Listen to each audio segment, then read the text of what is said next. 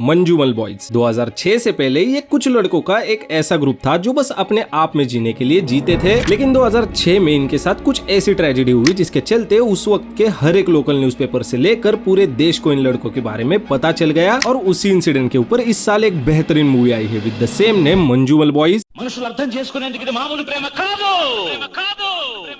అగ్నిలాగా స్వచ్ఛమైనది। सो इस कहानी की शुरुआत होती है कमल हसन की एक क्लासिक मूवी गुना के गाने से, जिसी के साथ हमें इंट्रोड्यूस किए जाते हैं इस कहानी के वो मेन लोंडे जिन्हें आगे चलकर पूरी कंट्री मंजूमल बॉयज के नाम से जानेगी। जहाँ बेसिकली ये कोची के पास एक छोटे गांव में रहने वाले एक ऐसे दोस्तों का ग्रुप है जो अपनी जिंदगी को हरफन मौला तरीके से जीने में विश्वास रखते हैं। वही हमें देखने मिलते हैं सीजू, डेविड, सुभाष और सुधीर जैसे इस ग्रुप के वो मेन लोंडे जिन्हीं के अराउंड आगे चलकर ये पूरी कहानी घूमने वाली है। जहाँ एक दिन कृष्ण कुमार युवा क्लब नाम के एक क्लब के फोटोज इनके पास दिखाने लाता है कि कैसे दूसरे क्लब के लौंडे हर 3-6 महीनों में वेकेशन पे जाते हैं और ठीक ऐसे ही हमें भी तो कहीं ना कहीं पर घूमने जाना चाहिए ताकि हम सबकी भी यादें इन जैसी तस्वीरों में कैद हो जाए। जब बस यही वो बात थी जो मंजूमल बॉयज के मन में बैठ जाती है, जिसमें पहले तो ये गोवा जाने की सोचते हैं, लेकिन वही रबड़ी रोना पैसों की तंगी होने के चलते सुधीर फाइनली इस प्लान के साथ सामने आता है कि हम कोडाईकनाल घूमने जाएंगे। जहाँ वो तुरंत अपने दोस्त प्रसाद को जो उसे पहले शादी में मिला था उसे कॉल करके सारे मामले को फिक्स करवा देता है। लेकिन यहाँ पर सुभाष आने से मना कर देता है क्योंकि उसके घर पे पहले से ही पैसों की तंगी चल रही थी। और इसी बात को सीजू डेविड देख लेता है और वो उसके घर पे जाके सुभाष की माँ को समझाता है कि हम कोडाईकनाल जाके बस 2 दिन में वापस लौट आएंगे, आप इसकी बाकी की चिंता मत करो। और इसी सब स्टोरी बिल्डिंग के बीच ये लोग कोडाईकनाल जाने निकल पड़ते हैं। जहाँ डेस्टिनेशन पर पहुंचने के बाद सुधीर सुभाष को कहता है कि चलो हम ऊपर जाके मंदिर में दर्शन कराते हैं, लेकिन वहां जाने से सुभाष मना कर देता है। और हमें यहाँ पता चलता है कि सुभाष एक तरीके से नास्तिक है, वो भगवान पाठ पूजा में विश्वास नहीं रखता। फिर इसी के साथ ये लोग घूमते घूमते गाड़ी में सुनने के लिए कमल हसन की वही मूवी गुना के गाने की एक डीवीडी ले लेते हैं और बस यहाँ से लौंडे छूट पड़ते हैं। ये रास्ते में ड्रिंक्स, बोटिंग सब कुछ कर लेते हैं। एक तरीके से इनकी ट्रिप काफी खुशनुमा रहती है। लेकिन ये घर आने के लिए वापस निकल ही रहे होते हैं कि सुधीर वहाँ पर बोल देता है कि हम एक काफी बढ़िया जगह मिस कर रहे हैं, गुना केव। सुधीर वहाँ पर पहले भी जा चुका था और वो उनसे कहता है कि वो सच में देखने वाली बातचीत है। वहाँ पर कमल हसन की गुना मूवी की शूटिंग भी हुई थी, जिसे सुनकर ये टोली फिर से अपनी गाड़ी घुमा लेती है और निकल जाती है गुना केव की ओर। जहाँ वहाँ पर जाने के बाद एक स्टॉल ओनर इन्हें मिलता है जो कि इन्हें सलाह भी देता है कि आज बारिश बहुत होने वाली है, तो फिर जल्दी से जल्दी घूमकर वापस जल्दी आ जाना। लेकिन टोली अपनी मस्ती के मूड में अंदर चली जाती है। Where we can see Guna cave actually बहुत सुंदर है, बड़े बड़े पेड़, लटकती हुई डालियां, ठंडा मौसम, सब कुछ एकदम ठीक ठीक चल रहा था। ये लोग अपनी मेमोरीज बनाने के लिए वहाँ पर कई सारे फोटोज भी निकालते हैं। जहाँ घूमते घूमते ये एक बड़े गेट के सामने आ जाते हैं जो कि बंद था। वहाँ पर लिखा हुआ भी था कि do not enter without permission. लेकिन सुधीर लड़कों से कहता है कि यार असली गुना केव की खूबसूरती तो इसके नीचे है, इन फॉरेस्ट गार्ड्स ने पता नहीं क्यों इसे ताला मार रखा है। जिसके भी ऊपर लड़कों को वहाँ पर 3 बंदे अंदर घूमते हुए दिखते हैं। फिर क्या, गेट को टापना आसान था। ये लोग वहाँ से छलांग लगाते हुए अंदर चले जाते हैं। वही ऊपर मौसम और भी बिगड़ रहा था। ये लोग चलते चलते इतने अंदर तक चले जाते हैं कि वहाँ पर एक गड्ढे पे एक मेटल का गेट लगा हुआ था, क्योंकि ऐसा माना जाता है कि गुना केव का हर एक गड्ढा कम से कम 900 फीट या फिर उससे भी और गहरा है। लेकिन लौंडे यहाँ पर अपना मस्ती मजाक जारी रखते हैं और वो इस केव की गहराई में और चले जाते हैं। जहाँ अंदर जाते जाते एक जगह ऐसे आते हैं जिसका नजारा काफी खूबसूरत था, लेकिन वही फंसे एक बड़े पत्थर पर फोर्ट कोची बॉयज 1995 लिखा था, जिसे देखकर इनकी सटक जाती है। और वहीं पर गिरे एक पेंट के डब्बे से ये लोग वहाँ पर मंजूमल बॉयज लिखना शुरू कर देते हैं। वही दूसरी ओर सुभाष को किसी मरी हुई चीज की बात आती है, जहाँ अविनाश को भी वहाँ पर एक बंदर की खोपड़ी मिल जाती है, जिसे देखने के बाद से वो थोड़ा हिल ही जाता है। लेकिन वहीं पर सीजू, डेविड और उसके दोस्त उस पत्थर पर मंजूमल बॉयज लिख देते हैं और सारे दोस्त इस चीज को देखकर काफी खुश हो जाते हैं। लेकिन तभी सुभाष सामने आता है और वो उनसे कहता है कि क्या यार, तुम लोगों ने यहाँ पर तारीख या फिर साल को तो मेंशन ही नहीं किया, रुको मैं ऊपर आता हूँ। उसी वक्त घास से ढके गड्ढे में उसका पैर फिसल जाता है और वो उसमें गिरकर मानो गायब हो जाता है, जिसे देखने के बाद सभी लोगों की पैरों तले जमीन खिसक जाती है, क्योंकि सुभाष का नामो निशान मिट चुका था। माहौल तुरंत एकदम सीरियस हो जाता है। बाकी के लोंडे भी वहाँ पर आते हैं, लेकिन तभी उस केव से सैकड़ों चमगादड़ बाहर आ जाते हैं, जिसे देखने के बाद बॉयज की और फट जाती है। वो सुभाष को कई आवाज भी लगाते, लेकिन उस गड्ढे में अंधेरा इतना था कि कुछ भी साफ नहीं दिखाई दे रहा था। लड़के कैमरे के जरिए उसके अंदर फ्लैश मारने की भी कोशिश करते, पर वो गड्ढा इतना गहरा था कि मानो सुभाष उसमें समा चुका था। वो इस हालत को देखते हुए अविनाश पूरी तरीके से जम चुका था, क्योंकि उसे कहीं ना कहीं ये लग चुका था कि सुभाष अब नहीं बचेगा। वो वहीं पर जोर जोर से चिल्लाना शुरू कर देता देता है कि सुभाष जा चुका है, सुभाष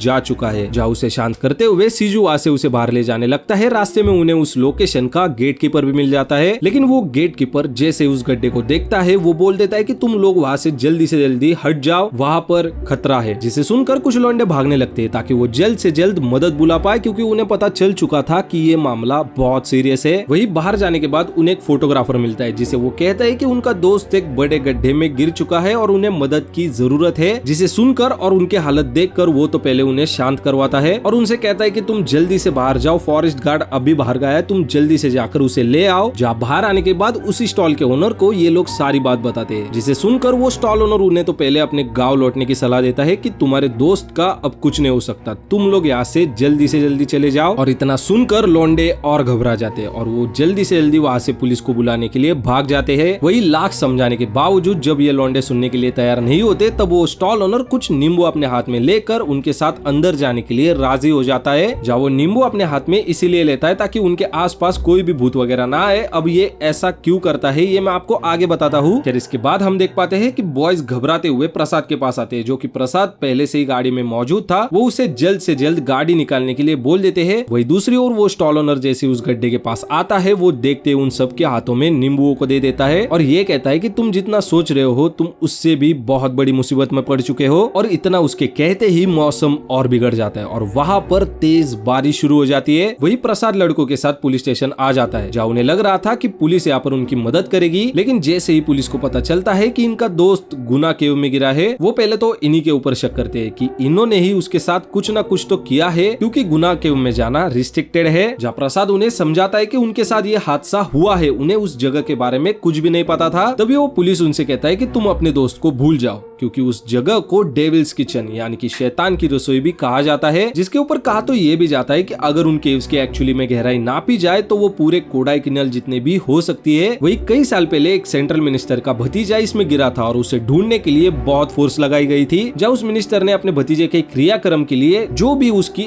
एक हड्डी भी ढूंढ के देगा उसे 15 लाख का इनाम घोषित कर दिया। मगर गाँव में से किसी भी इंसान की हिम्मत तक नहीं हुई कि वो उस केव के नजदीक जाए, और उतना उसने बोल दिया तभी उस थाने का इंचार्ज वहाँ पर आ जाता है, जो कि प्रसाद और उसके साथियों को वही मारना शुरू कर देता है कि तुम लोगों ने उसे यहाँ ला के उसका मर्डर कर दिया है। वही इसी के बीच हमें एक फ्लैशबैक भी दिखाया जाता है, जहाँ पर सीजू, डेविड और सुभाष छोटे थे और वो किसी एक खंडर जैसी जगह पर हाइड एंड सीक खेल रहे थे। लेकिन सुभाष मानो इस गेम में इतना एक्सपर्ट हो चुका था कि वो एक ऐसी जगह पर जा छुपता है जहाँ पर उसे कोई भी नहीं ढूंढ पाता। ये फ्लैशबैक एक्चुअली यहाँ पर एक मेटाफोर की तरह यूज किया है कि कैसे सुभाष अब उनसे इतना दूर जा चुका है कि कोई भी उसे ढूंढ नहीं पा रहा है। वही प्रेजेंट टाइम में बारिश इतनी हो चुकी है कि उस बारिश का पानी केव में जाने लगा है, जिसे देखकर सीजू, डेविड और उसके दोस्त उस पानी के बहाव को रोकने के लिए खुद केव के नजदीक लेट जाते हैं। यहाँ पर पुलिस स्टेशन में प्रसाद और उसके दोस्त की मदद करने के लिए उस थाने का इंचार्ज एक पुलिस कांस्टेबल को उनके साथ भेज देता है, क्योंकि अब ये मामला मीडिया और गाँव वालों को पता चल चुका था। लेकिन हम देख पाते हैं कि वो पुलिस कांस्टेबल उन्हें रस्सी और टॉर्च लेने के बजाय उन्हें दारू और सिगरेट खरीदने के लिए बोलता है, और ना चाहते हुए भी उन लड़कों को उसकी बात सुननी पड़ती है, क्योंकि उनके पास और कोई भी चारा नहीं था। जिसी के बीच हमें एक और फ्लैशबैक दिखाया जाता है, जहाँ पर सुभाष उसके दोस्तों के साथ तैरने गया था, लेकिन वो नदी में कूदने से डर रहा था। लेकिन जैसे वो हिम्मत करके नदी में कूदा, हमें उसी फ्रेम में ट्रांजिशन करते हुए दिखाई देता है कि सुभाष उस केव में कितनी गहराई तक गिर चुका है, जहाँ उसके कपड़े पूरी तरीके से फट चुके हैं, शरीर खून से सिना हुआ है, वो जिंदा भी है कि नहीं ये पता नहीं चलता। वही प्रसाद उस पुलिस कांस्टेबल को लेकर उस लोकेशन पर आ तो जाता है, जहाँ हम देख पाते हैं कि ये जनाब सुभाष को ढूंढने के मूड में बिल्कुल भी नहीं है। प्रसाद जैसे तैसे करके उसे अंदर तो ले आता है, लेकिन वो पुलिस कांस्टेबल 2 मिनट वहाँ पर छानबीन करते हुए वहाँ से सबको जाने के लिए बोलता है कि तुम्हारा दोस्त मर चुका है, चलो अब निकलो यहाँ से। लेकिन प्रसाद वहाँ से जाने से इनकार कर देता है। वो पुलिस कांस्टेबल प्रसाद को एक लाफा भी मार देता है। यानी कि कुल मिलाकर यहाँ पर हमें ये दिखाया जाता है कि पुलिस सुभाष को ढूंढने के लिए जरा भी इंटरेस्टेड नहीं है। लेकिन स्टॉल वाले काका उसे समझाते हैं कि ये लोग हमारे गाँव में आए हैं और इनकी सुरक्षा करना हमारा काम है, तो हम इनकी मदद यहाँ करके ही रहेंगे। थोड़ी देर बाद बारिश भी रुक जाती है। कांस्टेबल उन्हें बार बार बोल रहा था कि यहाँ से तुम लोग निकल जाओ, लेकिन वो लोग नहीं हटते, क्योंकि गांव जाकर आखिरकार सुभाष की माँ को वो जवाब भी तो क्या देंगे। और उनके इसी हौसले को देखते हुए कांस्टेबल को भी लगने लगता है कि शायद इन लोगों ने सुभाष को नहीं मारा। पर काफी समय बीतने के चलते वो उन्हें फिर से समझाना शुरू कर देता है कि तुम्हारा दोस्त शायद अब इस दुनिया में नहीं रहा, इस हादसे को तुम लोग समझो और चलो यहाँ से। जिसे सुनकर सभी बॉयज काफी इमोशनल हो जाते हैं और वो सुभाष को जोर जोर से आवाज देने लगते हैं। तभी हम देख पाते हैं कि कीचड़ और खून में सिने सुभाष को शायद बारिश की पानी की वजह से अब होश आ चुका है और वो भी अंदर से उन्हें आवाज देना शुरू करता है। जहाँ उसकी आवाज को सुनकर सभी लोगों में मानो जान आ गई। उन सभी को अब ये तो पता चल चुका था कि सुभाष जिंदा है, जिसके चलते वहाँ पर एक रेस्क्यू टीम और सीनियर पुलिस ऑफिसर को भी बुलाया जाता है। हालांकि वो लोग भी अपनी सिर्फ फॉर्मेलिटीज को पूरी करने आए थे, क्योंकि नतीजा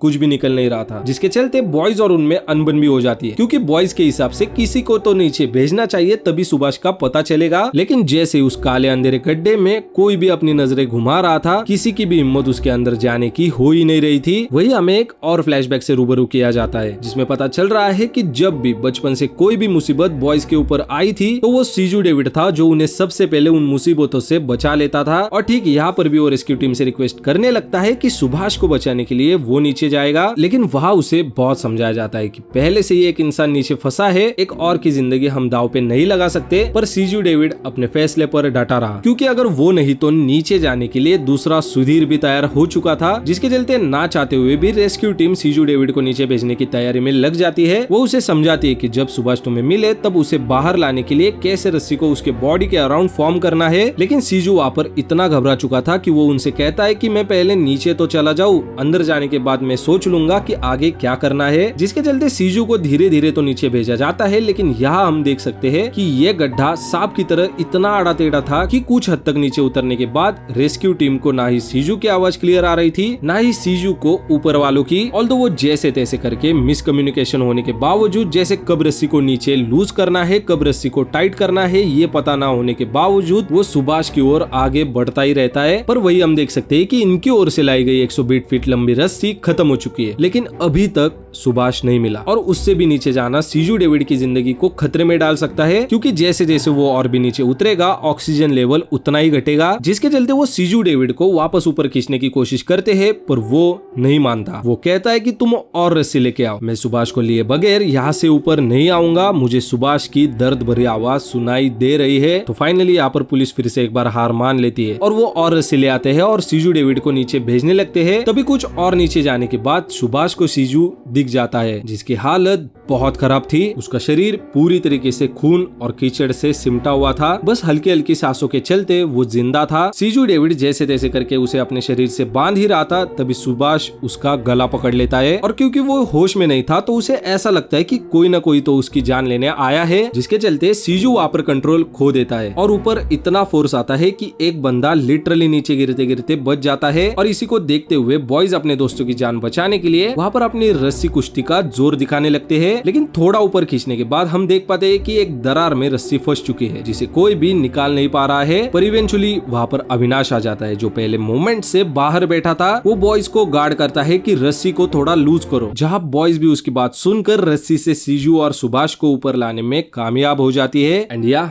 फाइनली सुभाष उस शैतान की रसोई से बाहर आ चुका था, जहाँ उसे पहले तो एक बॉन फायर के बाजू बिठाया जाता है ताकि उसका शरीर गर्म हो जाए। वही पूरे गांव के लिए मानो ये बात इतनी बड़ी थी कि जहाँ से किसी की हड्डी तक मिलना नामुमकिन था, वहाँ से इस बार एक बंदे को जिंदा बाहर निकाला गया है। वो सुभाष में किसी भगवान के अवतार को देखते हुए उसके पैर छूने लगते हैं, जिसके बाद सुभाष को वहाँ के एक लोकल हॉस्पिटल में ले जाया जाता है, लेकिन उसकी हालत इतनी खराब थी कि आगे की ट्रीटमेंट के लिए वहाँ के डॉक्टर्स उसे किसी बड़े हॉस्पिटल में ले जाने की सलाह बॉयज को देते हैं। जिसके बाद हम देख पाते हैं कि लोकल न्यूज रिपोर्टर्स ने इस वारदात को चैनल्स पे दिखाना शुरू कर दिया था, लेकिन मंजूमल बॉयज के गांव में ये बात किसी को पता नहीं थी और वो किसी को भी बताते नहीं है। वो बस अपने घर वालों से कहते हैं कि कुछ नहीं, सुभाष एक गड्ढे में गिर गया था, इसीलिए आने में एक दिन देर हो गई। वही हम देख पाते हैं कि सुभाष की माँ जब अपने बेटे को इस हालत में देखती है तो वो सीजू डेविड पर बरस जाती है कि क्यों तू आज भी इन लड़कों की जिंदगी बर्बाद कर रहा है, तू तेरी शादी करके अपना अपना काम कर, इनका पीछा छोड़ दे। ऑल्दो उन्हें अभी तक ये पता नहीं था कि सुभाष आज उनके सामने है तो वो सिर्फ और सिर्फ सीजू डेविड की वजह से है। वही हम देख पाते हैं कि इस हादसे को बीते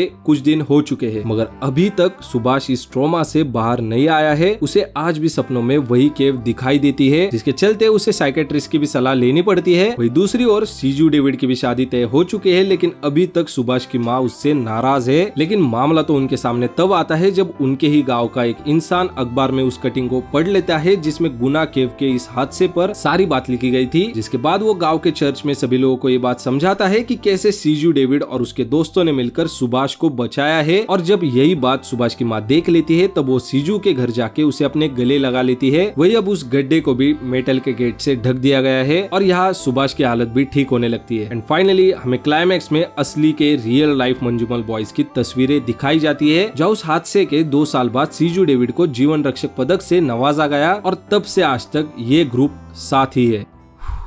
Malayalam cinema doing really great work. वो जिस तरीके की कहानियां हाल फिलहाल सामने लेके आ रहे हैं वैसा आज की डेट में कोई भी इंडस्ट्री नहीं कर पा रही है, जिसका मंजूमल बॉयज एक प्राइम एग्जांपल है। खैर दैट्स द वीडियो गाइस। अगर वीडियो कहीं से भी अच्छा लगा हो तो फिर वीडियो को लाइक शेयर और चैनल को भी सब्सक्राइब जरूर कर देना। मैं मिलता हूँ आपको ऐसे ही ब्रांड न्यू वीडियो के साथ, तब तक के लिए हस्ता ला विस्ता।